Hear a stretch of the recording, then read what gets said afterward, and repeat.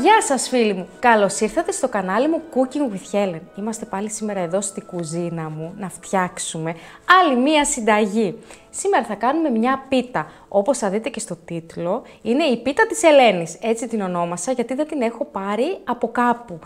Χρόνια τη φτιάχνω εγώ στη κουζίνα μου, για μένα, για την οικογένειά μου.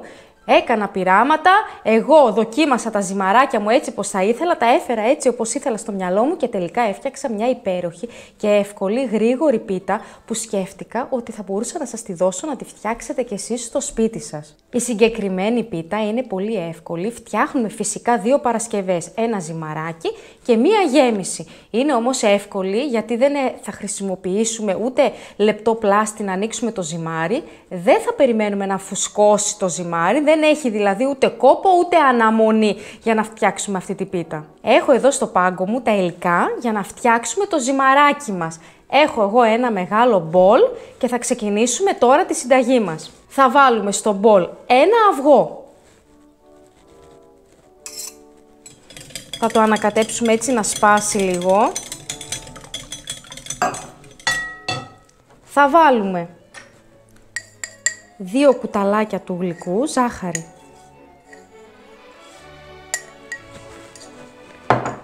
Λίγο αλάτι, μισό κουταλάκι. Το αφήνουμε στην άκρη. Ένα σφινοπότηρο γάλα. Να ανακατέψουμε λίγο αυτά. Και έχω εγώ εδώ τώρα 2 κουταλιές της σούπας γιαούρτι, στραγγιστό γιαούρτι. Θα τις βάλουμε και αυτές μέσα στο ζυμαράκι που θα φτιάξουμε.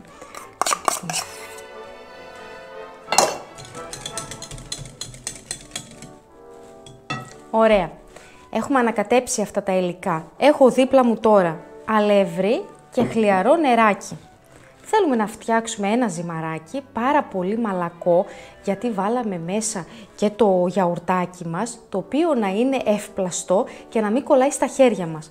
Το αλεύρι που θα χρησιμοποιήσω είναι φαρίνα σήμερα. Εγώ γι' αυτό ήταν γρήγορη και εύκολη συνταγή μου και δεν θα περιμένουμε να φουσκώσει, γιατί θα βάλουμε φαρίνα.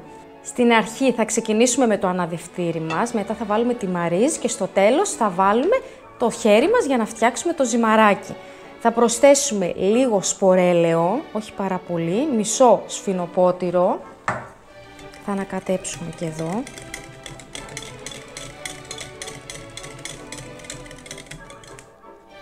Και τώρα ξεκινάμε να βάζουμε κουταλιά-κουταλιά το αλεύρι, εναλλάξ με το χλιαρό νεράκι όπως έχουμε μάθει και από άλλα ζυμάρια.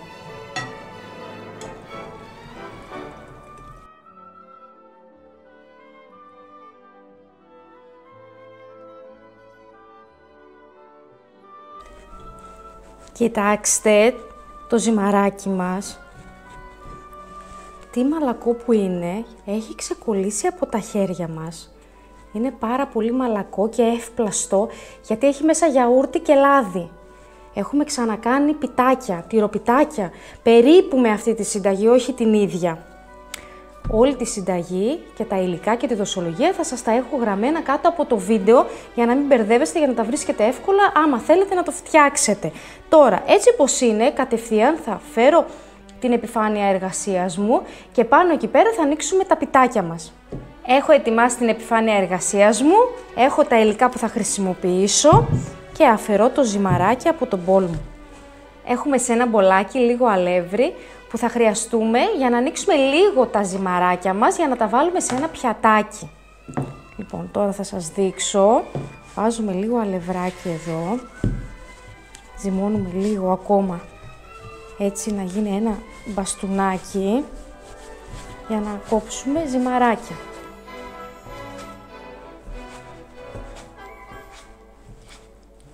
Κόβουμε τα ζυμαράκια μας για να κάνουμε μικρά μπαλάκια. Παίρνουμε λίγο αλευράκι και φτιάχνουμε ένα μπαλάκι. Το βάζουμε στην επιφάνεια εργασίας και με έναν απλό πλάστη, ένα μικρό δηλαδή, όχι το πλάστη που ανοίγουμε φύλλο, ίσα ίσα να ανοίξουμε ένα μικρό ζυμαράκι. Θα σας δείξω τώρα, όχι πολύ μεγάλο.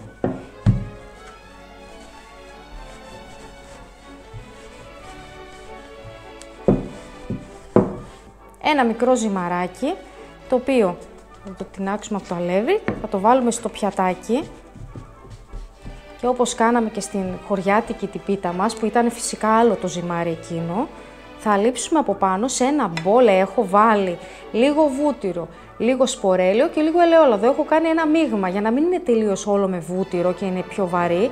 Θα βάλουμε και σπορέλαιο και λίγο ελαιόλαδο, βασικά ό,τι θέλετε εσείς. Αλείφουμε το πιτάκι μας και τώρα όλα τα ζυμαράκια μας θα τα κάνουμε μικρά μπαλάκια, θα τα ανοίξουμε σε τέτοιο μέγεθος, όχι πολύ μεγάλο, και θα τα βάλουμε απλά το ένα πάνω από το άλλο. Πάμε να κάνουμε πρώτα αυτό.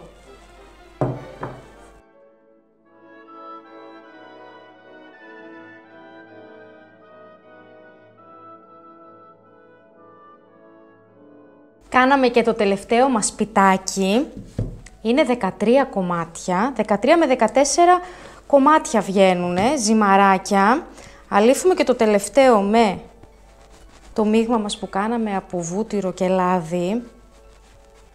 Ο λόγος που το κάνουμε αυτό είναι γιατί θέλω να γίνουν ελαστικά τα ζυμαράκια μου.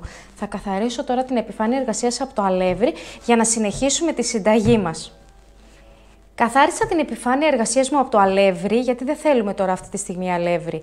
Την πίτα που θα φτιάξουμε, τα πιτάκια που θα φτιάξουμε, γιατί θα τα κάνω λωρίδες, μακρουλές, θα είναι τραβηχτά. Τι εννοώ με τον όρο τραβηχτά? Θα πάρουμε ένα, κοιτάξτε τώρα πως είναι λαδωμένο το ζυμαράκι μας και έχει γίνει πάρα πολύ ελαστικό. Θα βάζετε με το χέρι σας λάδι στην επιφάνεια εργασίας και έτσι πως είναι θα το ανοίγετε. Δεν χρειαζόμαστε λεπτό πλάστη. Τίποτα, με το χέρι σας όσο μπορείτε, ακόμα και να μας κοπεί κάπου το ζυμαράκι δεν μας πειράζει, γιατί θα το κάνουμε ρολάκι, μπαστούνάκι, μακρουλό ρολάκι. Άρα δεν μας πειράζει αν ανοίξει από κάπου. Και όσο μπορείτε, κοιτάξτε τι ελαστικό γίνεται. Άμα το κάνετε έτσι, κοιτάξτε, ανοίγει. Άρα το ανοίγετε όσο μπορείτε. Βέβαια, κατά τη διάρκεια που το κάνετε αυτό και κάνετε και τα 13, θα μάθετε να το φτιάχνετε, θα σας είναι πάρα πολύ εύκολο και δεν θα ζορίζεστε καθόλου. Είναι πολύ καλό το ζυμαράκι και σας βοηθάει πάρα πολύ στο να ανοίγει. Έτσι πως είναι τώρα, το έχουμε ανοίξει με το χέρι μας. Έχουμε λαδωθεί φυσικά, δεν μας πειράζει γιατί θα πληθούμε μετά. Έχω δίπλα μου τώρα τη γέμιση. Θα βάλουμε στο πιτάκι μας τη γέμιση με τυρί που έχω φτιάξει.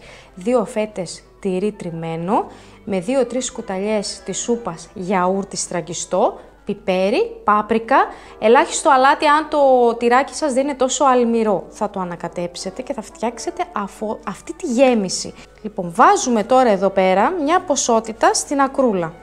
Κοιτάξτε πώς το κάνω εγώ. Έτσι. Και έτσι όπως είναι, παίρνετε το ζυμαράκι, το ρολάρετε στην επιφάνεια και έτσι όπως είναι το κάνετε έτσι να ανοίξει. Μην ξεχνάτε ότι είναι ελαστικό το ζυμαράκι μας, δεν θα πάθει τίποτα. Το κάνετε και να ανοίξει από κάπου δεν μας ενοχλεί, έτσι πως είναι. Και φτιάξαμε το πρώτο μπαστούνάκι. Να φέρω λίγο το ταψάκι μου.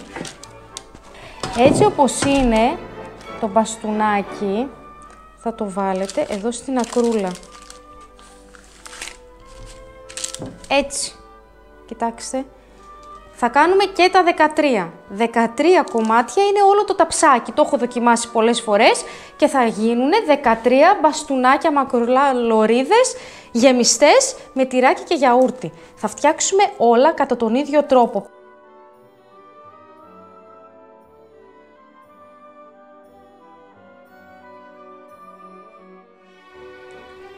Προθερμαίνουμε το φούρνο μας στους 180 βαθμούς, πάνω κάτω όλος ο φούρνος για να ψήσουμε τα πιτάκια μας.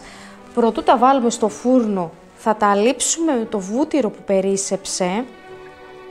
Άμα θέλετε μπορείτε να σπάσετε και ένα αυγουλάκι από πάνω για να πάρουν έτσι λίγο και πιο ωραίο χρώμα. Είναι έτοιμα, θα βάλουμε λίγο σουσάμι, προαιρετικά όποιος θέλει. Να μ' αρέσει.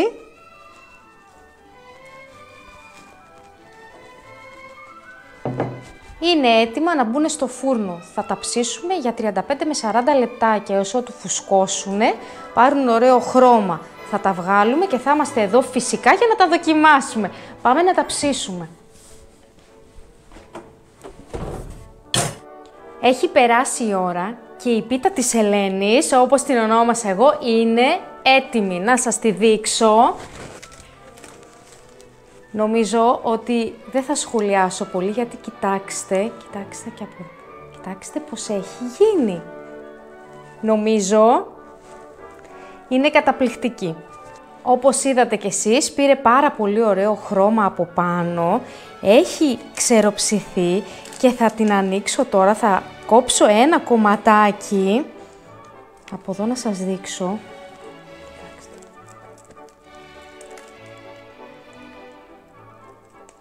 Είναι πάρα πολύ μαλακιά, πάρα πολύ αφράτη μέσα. Θα τη δοκιμάσω.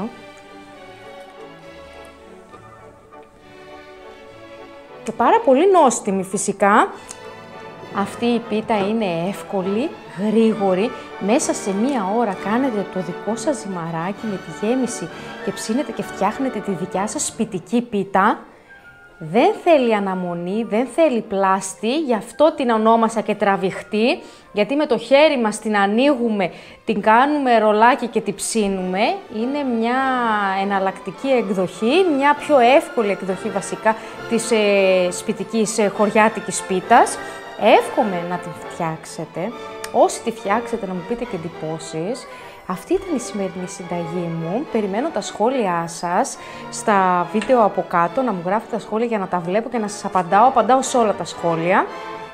Να είστε καλά, να περνάτε καλά και φυσικά να κάνετε ένα like και μια εγγραφή στο κανάλι μου και να πατήσετε το κουδουνάκι για να σας έρχονται ειδοποιήσεις όταν εγώ ανεβάζω μία συνταγή.